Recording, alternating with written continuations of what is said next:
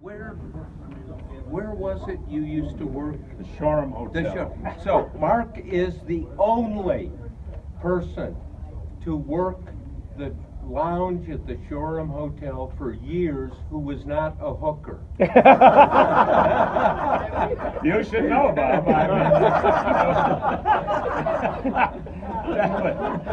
Well, a couple of years. right. One hooker. Okay, well, we want to give you the benefit of the doubt. Okay, will somebody... Steve will do it. Let's push the video start. If you hand it to an intern, Technology an is... intern will be able to. Yeah, but Steve's a pro. I think it's recording the video. Okay, go ahead. Well, I come here in the summer, and I just wanted to personally come here to thank you, because I'm a political satirist, to thank you for all of the material that you have given me. Watergate paid for my house. Iran-Contra paid for my second house. Fear paid for my second car. And by the way, this is I don't know of any other author who's writing 2 books about the same president. And I don't know if you have a working title for the second one. I suggest All the President's Sluts. Would you mind? Anyway, is there anything else you want to ask me? Well, no, I was just saying, I was trying to explain to everyone that you are the only person working the lounge at the Shoreham for years who was not a hooker. Oh, you were a hooker. You were a hooker. He's embarrassed. You notice the lie detector test, the flutter. Oh, speaking of which, I read your book last September. Yes. When you thank you. Came in. Oh, here it is. Right. And this isn't the whole song, but it's a tango. So if you want to dance with this, and let me. Okay, this is a tango. Have you read Fear? The #1 bestseller of the year. When you read Fear, it will scare you shitless, so I hear. We're having a nervous breakdown. Bob Woodward is our shrink. They call the capital Crazy Town. It always was, you think? Plug in the lie detector and see what truth unfolds. Wire the thing to Trump and Mitch, and the polygraph explodes. Boom!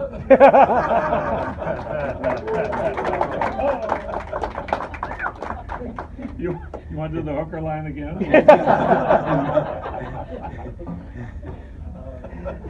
It's great to see you. Well, it's great to see you. Just watch your success all these years, and this is the real thing. I mean, the people have been saying.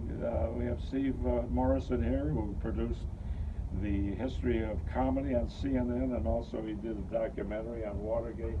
And he he's from Toronto, and he wanted to come here to see the real deal, the real journalists, which you guys call yourself the ink-stained wretches, knocking on the doors. And what an honor to have you here, and also for having the guts to follow 2 weeks of comedians, one after the other, for the Lucy Fest.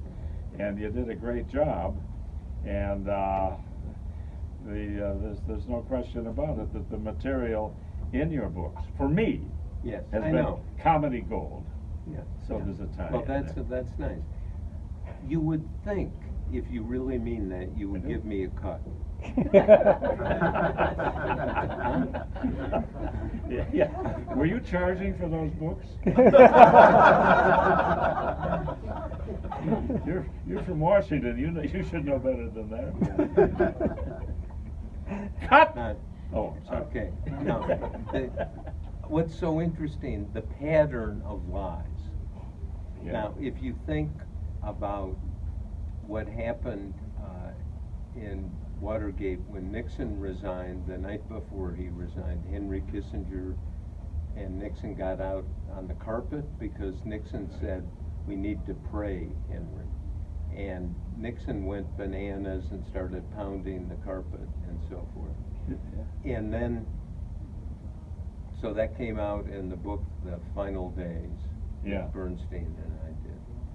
And Kissinger came out and denied it, said it's a lie. And then, 2 years later, his own memoir came out, and he wrote the same scene, only worse. Nixon totally bonkers, and he said there's an unfeeling account that exists, and that they said Nixon was out of control, and then he said he was bananas. Kissinger said that. Yeah. He was bananas. Yeah. But they actually got down on their knees. Yeah, they did. Well, when Nixon resigned, I mean, I was devastated. Because I had to go back and write my own material. I mean, it was just, now with Trump, it's too much. I'm glad I'm not doing this. I was supposed to. I would make a half-assed attempt to be balanced. I couldn't do that. Yeah. I couldn't do that today because there's a bombshell every day. And so the only people say, "What do you say about Trump?" And I say, "Well, as a Christian, I'm required to love Donald Trump. Required to love Donald Trump, but I needed assistance, so I asked God to help me love Donald Trump." And God said, "You know, that's funny. His mother asked me to do this."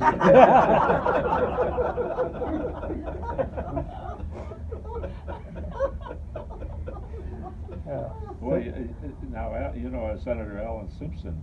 Now he's a Republican, and he had to vote for Trump. He's in Wyoming. Everybody in Wyoming knows each other anyway. There's only 37 people in the whole state, and but privately he said that a senator, a retired senator, if you gave Trump an enema, you could bury him in a shoebox. So this is what the Republicans Now, are saying. I don't know what that means, but it sounds funny. Okay, but here's the thing: as you know from all of your time working the lounge at the Shore, that and elsewhere, and in Washington, Christian Science reading rooms. there are always surprises, right? Yeah. And I remember Jimmy Carter. Yeah. 1978, he'd been in office 2 years, and he invited Menachem Begin, the Israeli prime minister, and Anwar Sadat, the Egyptian president, to Washington to work out a peace treaty between the two, and they went to Camp David for a couple of weeks, and it worked, the Camp David Accords, and I was just, what the hell? What, Carter's actually done something? I was so surprised. So I talked to Hamilton Jordan, Yeah. his chief of staff, and I said, "Hamilton, how the hell did Carter pull this off?" And he said, "Oh, look, if you'd been locked away for 2 weeks at Camp David with Jimmy Carter, you would have signed anything too." You mentioned in your book that the staffers don't leave a pen laying around because you never know what Trump is liable to sign. Yes. Right? More or less. It's hard to be president. Hard to be president, isn't it? We don't have enough sympathy for it. Okay, I'm going to let you go. Thank you so much.